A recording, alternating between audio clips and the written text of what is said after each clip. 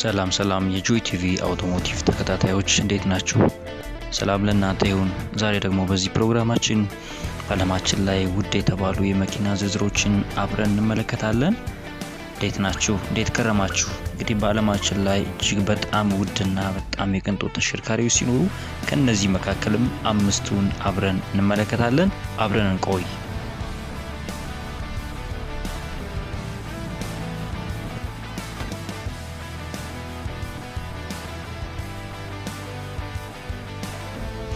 እንግዲህ የዓለማችንን ውድ ተሽከርካሪዎችና የቅንጦት ተሽከርካሪዎችን ስንመለከት እንግዲህ ከ1 እስከ 5 ያሉትን እንመለከታለን ማለት ነው። ከ1 እስከ 5 ባሉት ውስጥ አምስተኛ ደረጃ ያለውን ስንመለከት ስፓይሮስ ፓኖቾሎስ የተሰኘ ተሽከርካሪ እናገኛለን። እንግዲህ ይህ ተሽከርካሪ ዋጋው 14.4 ሚሊዮን ዶላር ሲሆን በኢትዮጵያ ብር ደግሞ 810 ሚሊዮን ብር ገደማ ይደርሳል ማለት ነው። እንግዲህ ተሽከርካሪ በጣም ከፍተኛ የሆነ አቅምና ጉልበት ያለው ተሽከርካሪ ነው። እንግዲህ ይህ በዓለማችን አልትላካር ከተባሉ ተሽከርካሪዎች መካከል የሚመደብ ነው። እንግዲህ የፈረስ ጉልበቱንም ስንመለከት ከ3000 በላይ የፈረስ ጉልበት እንዳለው እንግዲህ ይነገርለታል። ከፍተኛ የሆነ አቅም አለው ማለት ነው። የፈረስ ጉልበቱ የሚያመለክተው የኢንጂኑን ፓወር ወይንም ደግሞ የሞተሩን ፐርፎርማንስ ስለሆነ ማለት ነው። ከፍተኛ የሆነ ጉልበት እንዳለው ያመለክታል ማለት ነው። እንግዲህ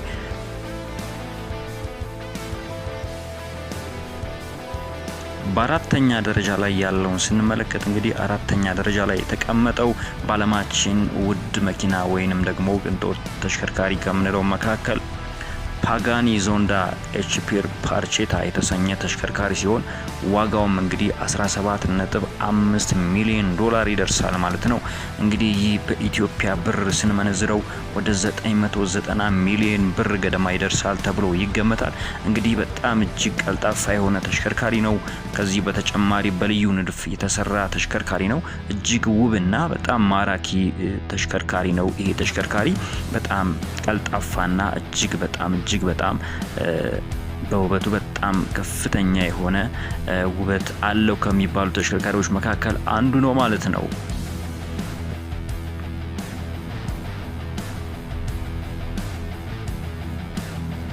በሶስተኛ ደረጃ ላይ ያለውን ስንመለከት ደግሞ እንግዲህ ቡጋቲ ላቮርቸር ሮይነር የተሰኘ ተሽከርካሪ ሲሆን እንግዲህ ይህ የቡጋቲ ካምፓኒ ተሽከርካሪ ነው። እንግዲህ ይህ ተሽከርካሪ በዓለማችን ላይ አንድ ብቻ ነው ያለው። ይህም የሆነበት ምክንያት እንግዲህ የቡጋቲ ካምፓኒ ይህን ተሽከርካሪ ያመረተበት ምክንያት ስላለው ነው። ይሄ መኪና እንግዲህ የተመረተበት ምክንያት ቡጋቲ የተሰኘው ካምፓኒ እንግዲህ 110ኛ ዓመቱን በሚያከብርበት ሰዓት የምስረታ በዓሉን አስመልክቶ እንግዲህ የቡጋቲ ካምፓኒ ብቸኛ አድርጎ ያመረተው ተሽከርካሪ ያስተዋወቀው ተሽከርካሪ ነው ማለት ነው። እንግዲህ ዋጋው ስንመጣ ደግሞ ዋጋው 17.7 ሚሊዮን ዶላር ይደርሳል ማለት ነው። አንዳንድ መረጃዎች 18.7 ሚሊዮን ዶላር እንደሆነ ያመለክታሉ። ግን በዋናነት 17.7 ሚሊዮን ዶላር ይደርሳል ተብሎ ይገመታል ማለት ነው። እንግዲህ ወደ ኢትዮጵያ ብር ስንመነዝረው ደግሞ ከ1 ቢሊዮን ብር በላይ ያስወጣል ተብሎ ይገመታል። እንግዲህ ይህ የቡጋቲ ተሽከርካሪ እንግዲህ ከፍተኛ የሆነ አቅም እና ከፍተኛ የሆነ ቅልጥፍና ያለው ተሽከርካሪ ነው ተብሎ ይጠቀሳል። እንግዲህ ቡጋቲ ካመረታቸው በጣም እጅግ ውድ ተሽከርካሪዎች መካከል አንዱ ተብሎ ይጠቀሳል። በሶስተኛ ደረጃነት ተቀምጧል ማለት ነው።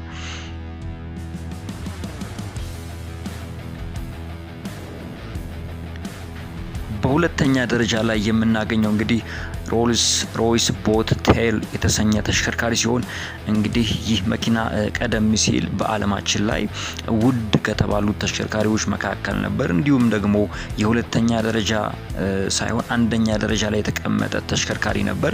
እንግዲህ ዛሬ ተበልጦ ሁለተኛ ደረጃ ላይ ይገኛል ማለት ነው። ይህ ተሽከርካሪ እንግዲህ በዓለማችን ላይ ዋጋው 28 ሚሊዮን ዶላር ተደርጎ ወጥቶለታል ማለት ነው።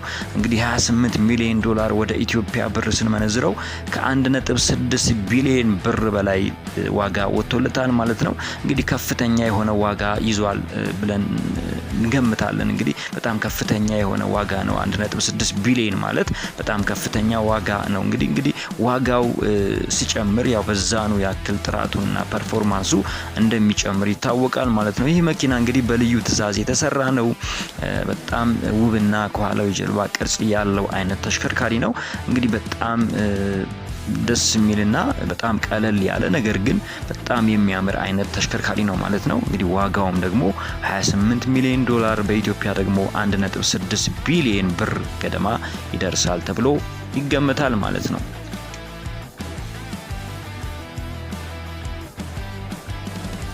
አንደኛ ደረጃ ላይ ያለውን ስንመለከት እንግዲህ በአንደኛ ደረጃ ላይ የምናየው ሮልስ ሮይስ ላሮዝ ኖይር ዶርቬቸር የተሰኘ ተሽከርካሪ ሲሆን ይህ እንግዲህ በአሁኑ ጊዜ በዓለማችን ላይ በጣም ውድና በጣም የቅንጦት ተሽከርካሪ ከሚባሉት መካከል የሚጠቀስ ነው። እንግዲህ ይህ ተሽከርካሪ ዋጋው ወደ 30 ሚሊዮን ዶላር ገደማ ይደርሳል ተብሎ ይገመታል። በኢትዮጵያ ብር ደግሞ 1.7 ቢሊዮን የኢትዮጵያ ብር ተገምቶለታል ወይንም ወጥቶለታል ማለት ነው። እንግዲህ ይህ መኪና በልዩ ትዕዛዝ የተሰራ ሲሆን እንግዲህ በዓለማችን ላይ በአይነት 4 ብቻ ነው የሚገኘው። እንግዲህ በዓለማችን ላይ በትዕዛዝ ከተሰሩ ተሽከርካሪዎች መካከል አንዱ ይሄ ቢሆንም እንግዲህ 4 ብቻ ነው የሚገኘው። 4 ተሽከርካሪ ብቻ ነው በዓለማችን ላይ የሚገኘው ማለት ነው።